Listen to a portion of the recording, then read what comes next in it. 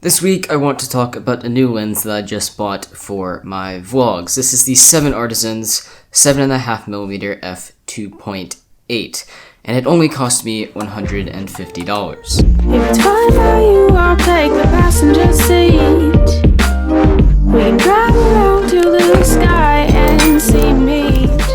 Let's start out by talking about the physical design. This is a 7.5mm micro four thirds lens, which is a 9mm APS-C equivalent and a 15mm full frame equivalent. So you're basically getting a slightly wider field of view than the traditional 10mm lenses for Sony and Canon cameras. The lens is made of aluminum, so it feels very solid, and while being small, it's actually quite heavy. It weighs more than the 14-42 kit lens. Because the lens is a fisheye lens, the glass on the front is curved. However, the lens hood extends past the front of the glass, but if you're still worried about bumping it on something when you're not using it, you can use the somewhat threatening lens cap that is included. Now, one thing that could be a huge problem for some people using this lens is that it is fully manual. So there is no autofocus and the aperture is controlled by the lens, so it doesn't display on the camera LCD. The lens has absolutely no communication with your camera, but that's not much of a problem for me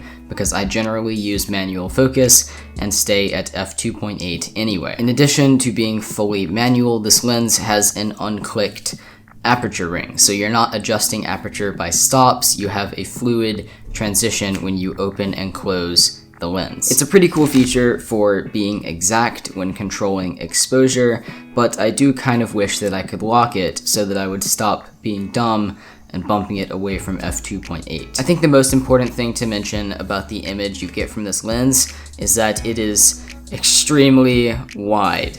Very wide. Now, the reason the lens is so wide is because it is a fisheye lens, which gives you some very undesirable distortion around the edges. Thankfully, I don't consider the fisheye distortion a problem, as it's very easy to correct in editing by simply taking a fisheye distortion effect and reversing it. And you can even turn that effect into a preset, so you have an effect that you can just drag and drop onto your clip to reverse that fisheye distortion. After you add the effect, your footage will have the same appearance as a normal wide-angle lens, and you're left with this blurring and distortion around the edges that I think actually looks really cool. The lens has a minimum aperture of f2.8, meaning that it has pretty good performance in low light and can get a nice amount of bokeh when you're filming yourself, especially around the edges. When I'm shooting a vlog on this and pointing the camera at myself, I'm able to get a reasonable amount of blur in the background and get nice focus on my face. Speaking of focus, one of the things that surprised me most about this lens is that it can focus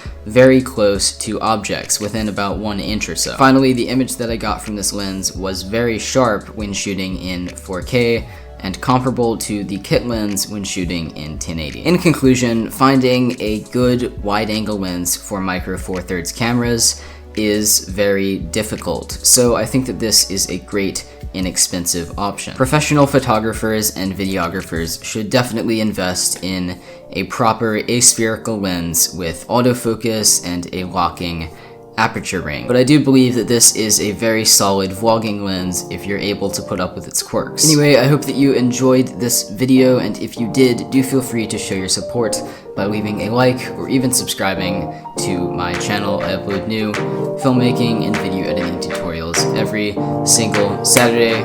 Keep creating, and I will see you in the next one.